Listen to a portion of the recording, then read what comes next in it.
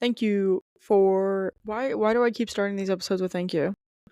Jesus. Welcome to Talking About podcast where we talk about anything and everything. Today we are live in stereo and video. Quote Hannah Baker there from 13 Reasons Why. But today we're gonna talk about something a little off putting. Pudding. Why what the fuck? I cannot pronounce any of my words today. But today we're gonna talk about how moving has changed my life, and how distancing myself has changed literally every aspect of my life. So, 11 months ago, nearly 11 months ago on the day, I pulled away from my house for the last time. I left my house, I sold my car, I packed everything I owned into my dresser, which is ironically the dresser behind me, and put it in a U-Haul and shipped it away. I shipped it 3,022 miles away from my home in Oregon to North Carolina. And granted, I moved with somebody that I knew, and that I was in a relationship with at the time. But moving across the country has changed my life in so many different ways than you think.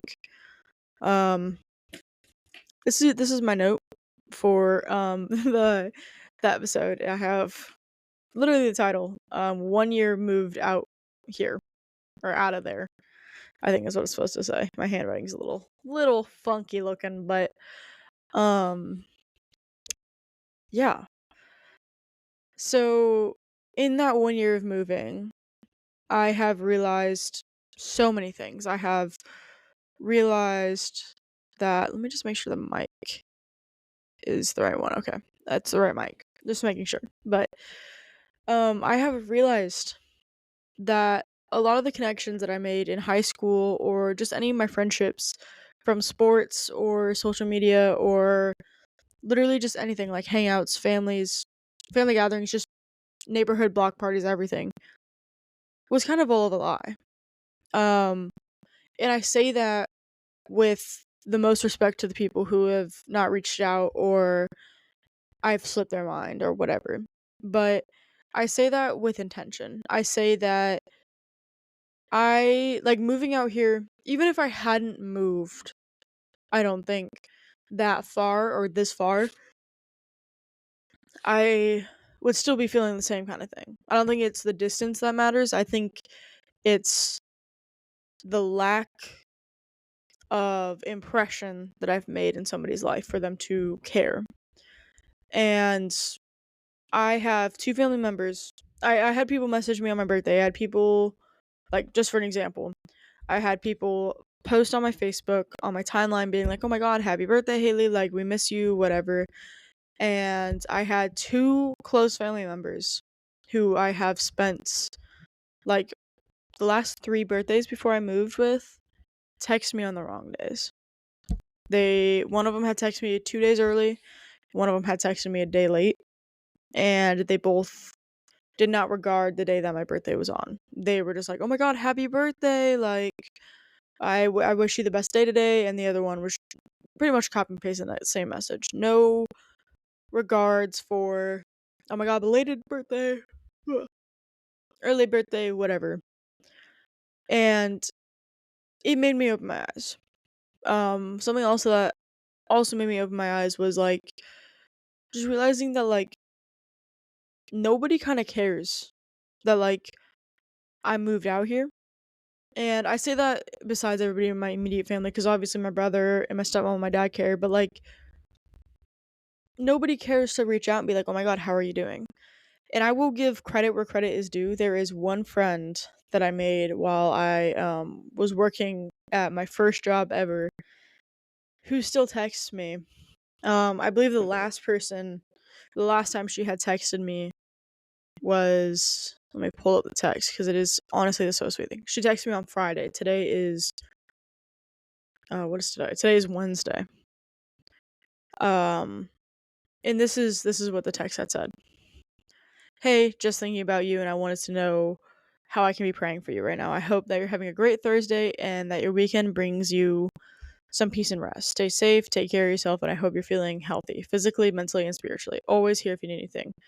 And then Numbers chapter 6 verses 24 and 25 she sent me as well, which was, the Lord bless you and keep you, the Lord make his face shine on you and be gracious to you. And I've gotten a few of those texts, or I've gotten random texts such as, I got laid off today after not talking for a month, or um these these different things. Like, it just always happens that this person texts me when I am feeling the lowest, and it makes me feel a certain way for the people who don't, the people who I thought were close. There was a group chat that I'm a part of from my softball team that I was a part of, and it is radio silence until I say something, or until I send a snap of something that's happening in my life, or I send something like in a little update about my life, like when I got a new car, or just something even like simple that's like kind of big to me because it stands out in my everyday life. And it's usually met with silence or only one response out of four, or these things. And it's not because they're not good friends or that they have ill intention for me. It is the fact that there's just no effort. And I think that people tend to think of me as like not present because I am so far away, and I think that people are just like, "Oh, she doesn't care," or "Oh, she's not going to make that effort for me because she's 3,000 miles away." Like, that's a $400 plane flight or whatever. Like, it's just all these things that just kind of add on, and it's just like, oh. And with moving out of here, let me write like a little bullet note real quick so I don't forget what I'm thinking about. So sorry about this. It is, I think of these things and I never write them down, and I'm talking and I'm thinking as I'm talking, so I often stumble on my words, but it's just a lot. Um, I will say something that has changed me the most is that, like, besides moving out here, like, in regards to moving out here, is family. And I say that there is a thunderstorm going on right now. Very nice. The dog is gonna come up here in just a second and like start freaking out. But um family.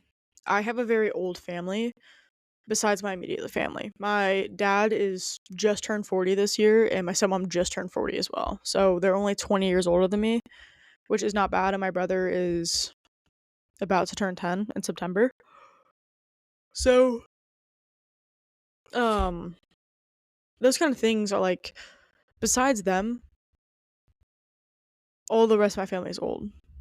And I say this like, it's terrible, but since moving out here 11 months ago, I have had two family members die. Um, one of them, I was very close with, or not very close, but I was like, it was my grandma's sister, so my great aunt, and I was very very close with her. She always showed up. She always was messaging me. She's one of those people that always was talking to me because she wanted to know how I was doing. She wanted to know what the weather was like. She wanted to know what storm was hitting, what hurricane was affecting my days. Like, she wanted to know those things, and she reached out of pure concern and pure love and hopefulness and happiness and just everything. And she passed, unfortunately. But it was, I had well, my family had bought a plane ticket for me to come home like a week out from after we thought she was gonna get really bad. And the day before I was supposed to leave, I had gotten a call from my stepmom saying that she had passed, which sucks. And I was like, you like, that's one of those things where the distance sucks. The distance really makes me overthink about moving and overthink about did I make the right decision to move away? Did I make the right decision to go off and quote unquote grow my wings and do my own thing? Or should I have stayed in a tiny town, or not really a tiny town, but should I have stayed in the same place that I've known for my entire life and accomplished nothing more? Like, it makes me really think. And there's another family member that died, but we knew he was gonna die. Um, we knew that was gonna happen and that I wouldn't see him again. So when I had said goodbye to him when I was leaving, it was like a genuinely like a last goodbye, and I knew that going into leaving, but just having so many people, and it's not even just family. There's been a bunch of other people who have passed, unfortunately, since I've been gone, and it's people that I know and that I wish I was there for a funeral, or I wish I was there to have a conversation or have a phone call. And it makes me realize that like distance matters the most in an age where like digital like communication is at the highest. Like I can send a text, I can send a, like I can all these things, like I can do all these things. But it's like a oh damn, why didn't I make time for a 5-minute phone call to ask you how your day was, to ask you how your week is, how was church on Sunday? How was so and so's basketball practice? How's your summer vacation going? Like why do I not put more effort into those things? And I think that's where I begin to really struggle with reaching out to people. Is cuz nobody reaches out to me. And I understand that like, oh, you should be reaching out because you care, or you should be reaching out for all these things, but after reaching out for so many years of my life as a child, I had to learn that communication is often a one-way street, even though people say it's a two-way street. Um, or that, yeah, communication is a two-way street, but comprehension often is lacking when communication is a two-way street. But it's like it's exhausting being like, oh, I need to call this person on Tuesday. I need to call this person at 6:30 their time, so they're after dinner but not going to bed yet. Like all those things, and it really makes me struggle being so far away. And even with my brother, um, I had my roommate tell me the other day that my phone was ringing and my dad was calling me, and I was already nearly asleep. And she had woken me up. She's like, "Your dad is calling you," and this is at like 1 a.m. my time, so like 10 p.m. their time, which is a completely normal reason, like time to be calling me because I'm up. And it was after I'd worked a crazy long shift, it was like 12 plus hours, and I remember answering the phone and being like, "What's up?" and my brother being on the line, and him like, "Oh, I just want to talk," and I'll be like, "Hey, bud, I am so sorry. Like, I am falling asleep right now being on this phone. Like, you woke me up. I'm so sorry, but I'll call you tomorrow right after work. I promise. I have to be up in 4 hours because I had to work like another long shift the next day." And I was just like, I felt terrible because at that time, even that simple 5-minute phone call, I couldn't handle, and I couldn't like stay awake or even process that this had happened. And I ended up hanging up and being like, "I'm sorry, bud." And he was like, "Yeah," he's like, "It's okay. Like, I understand." And he like, "Ooh, whatever." I was like, "Good night, buddy. Like, I'm so sorry. Like, I promise I'll call you." And my roommate had told me this yesterday. And this conversation between me and my brother had happened a few days before. And I just felt so shitty because I had completely spaced to call him after work because my mind was distracted by many things. And I think that when you start to become quote unquote an adult, or when you start to pay your own bills and you begin to work full time and all these things, all these other things that matter just as much slip your mind. Like calling somebody being like, "Oh, hey, how are you?" Like those things matter to people. But those things tend to slip away from your mind, or you tend to be salty or just like upset about general things. So like it doesn't make sense for you to reach out because you're angry, or you're upset that they didn't really want to reach out to you because you feel like there's no value. Like you have no value in their life. And that's something I've struggled with so much. And it's fucking sucks. Hold on. Sorry. Once again, I'm writing down my thoughts as I have them because I can't continue to think and talk. But yeah, I say that these are all downsides to moving across the country, but moving across the country has also made me try so many new things in my life. I've had to go into three different workplaces. That's three. Three different workplaces in the last 11 months that I've been here. Two full time, one part time, just for a little extra money. And I had never felt so fucking terrified in my life. I was going and meeting these people from a completely different culture other than my own. I had nothing to bond with these people about besides that I was human and I was made of like 97% of fucking water, you know? Like, and it was just like, it was just crazy to, like, I put myself in so many uncomfortable situations. Like, I've gone out with people, I've hung out with people till 5 a.m., going to work at 7 a.m. Like, I've experienced those things that I don't think I would have experienced in Oregon because I was too comfortable at where I was and I was too comfortable with being alone. And I still am comfortable with being alone, but I'm learning that it's a little bit more comfortable to be with other people that you like, you know? Like, and I've made so many friends out here, and it's like, yeah, I don't hang out with them or I don't talk to them on a daily basis, but they're my friends, and there's a relationship there that I care about and that I find meaningful and that I find value in.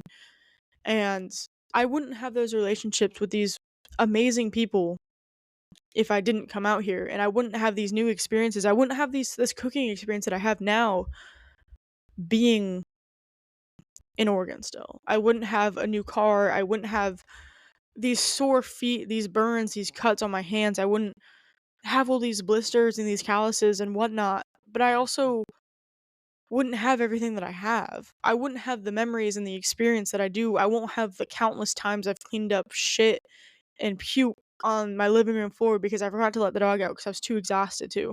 Like, I wouldn't have those memories and I wouldn't have those experiences if I hadn't made it out, if I hadn't left my home.